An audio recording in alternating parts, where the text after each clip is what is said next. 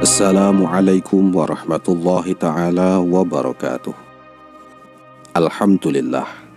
Assalatu wassalamu ala rasulillah Sayyidina wa maulana Muhammad ibn Abdillah wa ala alihi wa ashabihi wa man tabi'a hudahu wa walah, amma ba'du. Para sahabat, para teman-teman yang dirahmati oleh Allah subhanahu wa ta'ala, pada tanggal 3 Februari tahun 1094 Masehi, Al-Mustadhir Billah diangkat sebagai khalifah menggantikan ayahnya yang bernama Al-Muqtadi bi Amrillah yang wafat karena diracun. Saat menerima pucuk kepemimpinan dinasti Abbasiyah ini, Al-Mustadhir masih remaja berusia 16 tahun lebih 2 bulan. Bagaimana kelanjutan jalannya pemerintahan ini? Seduh kopi Anda dan mulai kembali melanjutkan ngaji sejarah politik para khalifah Islam ini. Nama aslinya adalah Abul Abbas Ahmad, dan yang pertama kali membaiatnya adalah wazirnya yang bernama Abu Mansur. Selanjutnya Sultan Barkiaruk juga menerima baiat atasnya, lantas diikuti oleh pejabat-pejabat negara lainnya. Proses ini sampai memakan waktu 3 hari.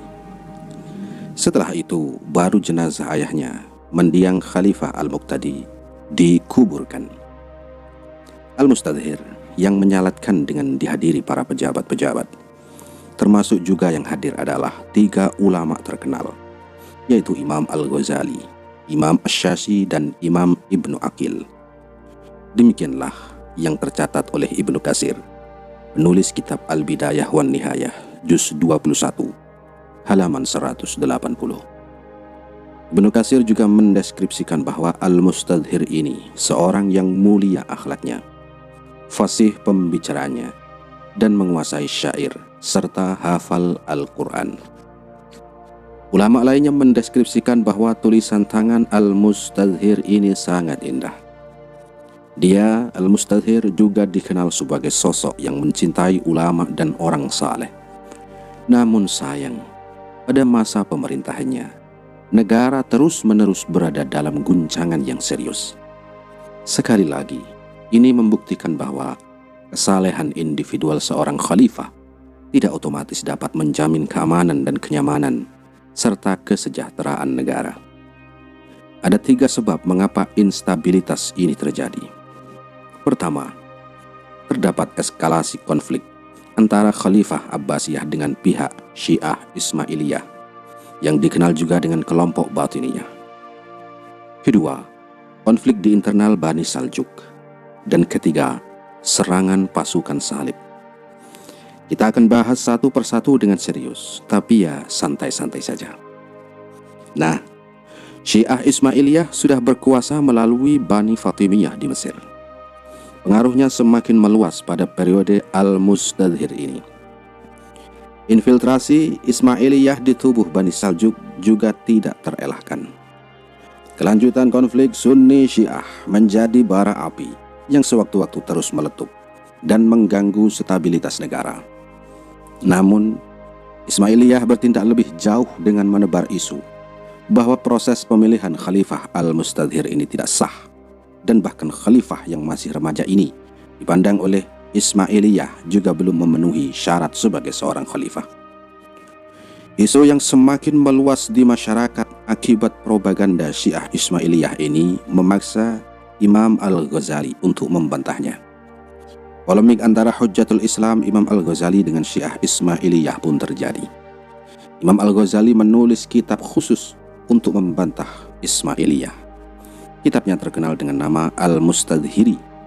Lengkapnya berjudul Fadailul Batiniyah wa Fadailul Mustazhiriyah. Dalam pengantar karyanya itu, Imam Al-Ghazali jelas-jelas mengatakan bahwa Khalifah Al-Mustadhir yang memintanya menulis kitab tersebut. Di sini saja kita jadi tahu kedekatan hubungan antara kedua tokoh ini. Kitab ini ditulis sebelum Al-Ghazali mundur dari jabatannya selaku guru besar Madrasah Nizamiyah dan meninggalkan Baghdad untuk menyepi mencari jawaban atas kegalauan jiwanya. Jadi, Ini kitab ditulis sebelum Imam Al-Ghazali menjadi sufi dan menulis kitab Ihya'u Ulumuddin. Imam Al-Ghazali memulai kitabnya dengan membantah berbagai doktrin keagamaan kelompok Syiah Ismailiyah. Sebagai pemuka Ahlus Sunnah wal Jamaah, tentu Imam Al-Ghazali memiliki pandangan dan posisi yang berbeda dengan pihak Syiah Ismailiyah. Selanjutnya, beliau masuk pada pembahasan seputar keabsahan Khalifah Al-Mustadhir ini.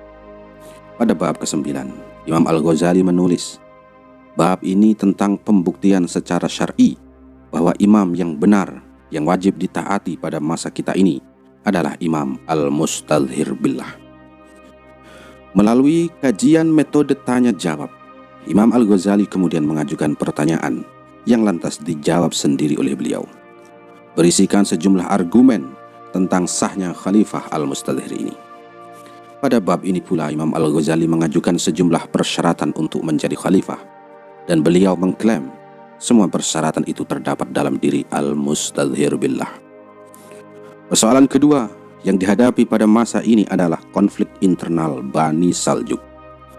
Setelah Sultan Malik Shah wafat dan digantikan oleh Mahmud, terjadi perebutan kekuasaan dengan kakaknya sendiri, yaitu Barkiyar Rukh. Lantas Barkia memenangkan konflik kekuasaan ini.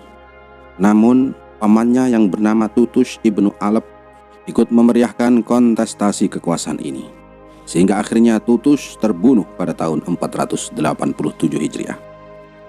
Apakah Barkia Rukh benar-benar aman setelah itu? Tidak juga, saudara. Saudaranya yang bernama Muhammad ternyata juga menginginkan kekuasaan. Hal ini menjadi bencana besar bagi Bani Saljuk. Pertempuran keduanya berlangsung selama 5 tahun, antara 492 hingga 497 Hijriah. Gencatan senjata alias kompromi dan konsesi politik berhasil tercapai. Akhirnya, masing-masing berkuasa pada wilayahnya. Barkiyar Rukh kemudian wafat, digantikan oleh anaknya yang bergelar Malik Shah II. Namun, baru sebentar berkuasa, dia pun diturunkan dan kemudian dibunuh oleh pamannya yang dikenal dengan nama Muhammad Tapar. Begitulah naik turunnya konflik kekuasaan internal di Bani Saljuk yang jelas-jelas membuat mereka kacau balau. Tentu saja ini berdampak pada keamanan negara, mengingat Khalifah Al-Mustadhir tidak memiliki kekuasaan mutlak dan sepenuhnya bergantung pada kekuasaan Bani Saljuk.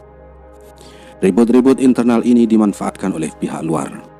Satu persatu, Katolik di bawah perintah Paus mulai melancarkan perang salib yang pertama. Sejumlah kota di Eropa yang semula berada di bawah kekuasaan Islam mulai tumbang. Tujuan mereka hendak merebut kembali Yerusalem. Kemenangan demi kemenangan pasukan perang salib membuat sejumlah kota melaporkan kondisi mereka kepada Bani Saljuk dan Khalifah Al-Mustadhir. Puncaknya saat itu Yerusalem jatuh setelah dikepung selama sebulan setengah.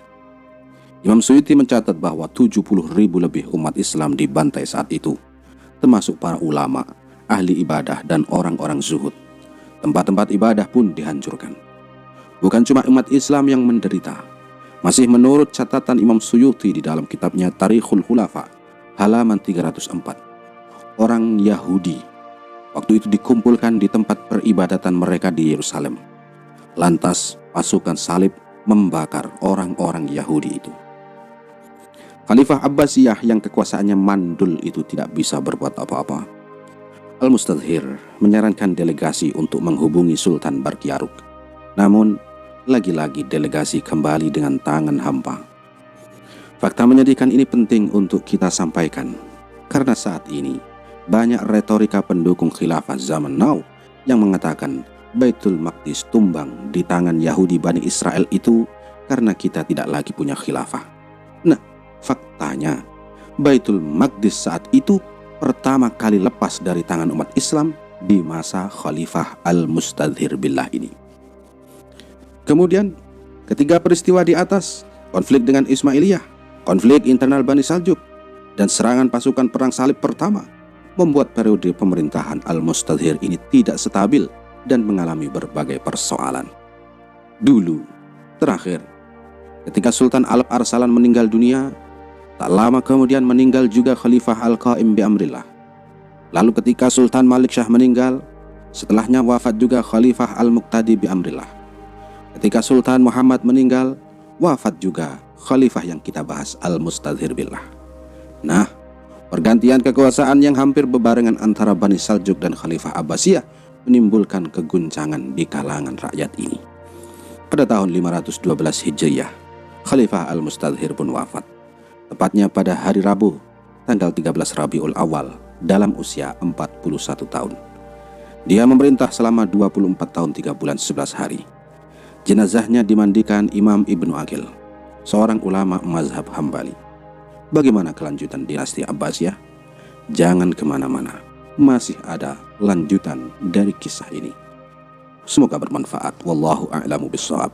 Wassalamualaikum warahmatullahi wabarakatuh.